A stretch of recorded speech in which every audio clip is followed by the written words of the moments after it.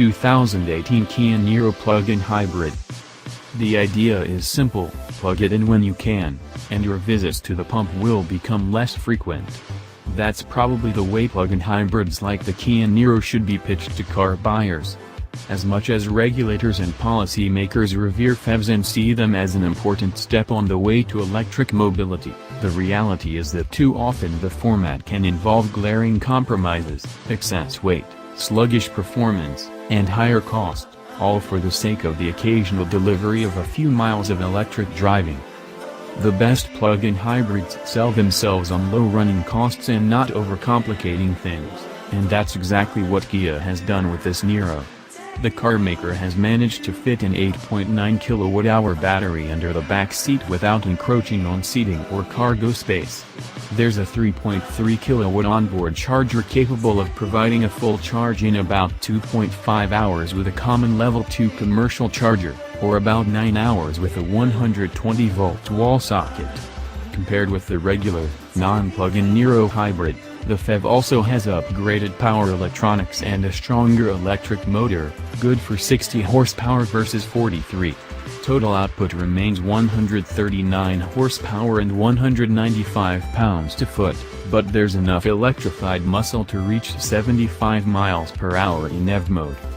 Plug it in when you can. Our first drive opportunity took place in California, the state slated as the initial sales focus for the model, although it will be available for order throughout the United States, where Kia started us out with a full tank of gasoline but not a full charge, a move that we took as a not-so-subtle statement about how the brand sees this model. On a 498-mile, meandering route from Costa Mesa, California, to San Francisco, we did one recharge at our overnight stop in Paso Robles, which fully topped off the battery. We also plugged in the car briefly at other various stops whenever we easily could do so, about 10 minutes at a time in several instances. Over those many small recharges, we added the equivalent of nearly another full charge, and finished the drive with a trip computer indicated 51 miles per gallon. We didn't have to refill the 11.4-gallon gas tank.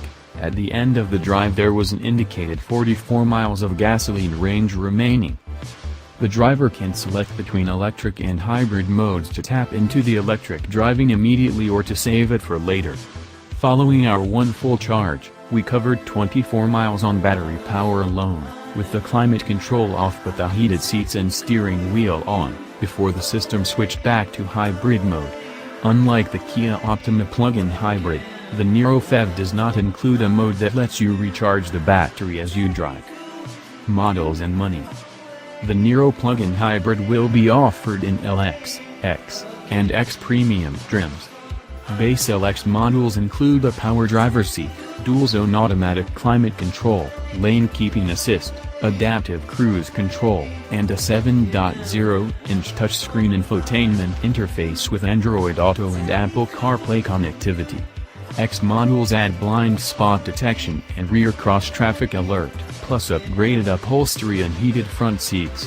The top X Premium, which is what we drove, gets a 7.0-inch display panel in the gauge cluster, adding a tachometer display for sport mode, plus leather seats, ventilated front seats, a heated steering wheel, a Harman, Kardon audio system, a wireless phone charger, and an 8.0-inch center touchscreen with navigation.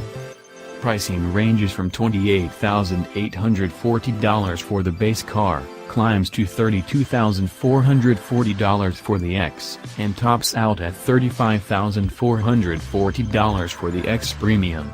While the base price for the Niro hybrid is $24,180, factor in the $4,543 federal tax credit for the plug-in and the difference in price between the two all but disappears, and that's before any additional state incentives that could make the plug-in effectively cheaper.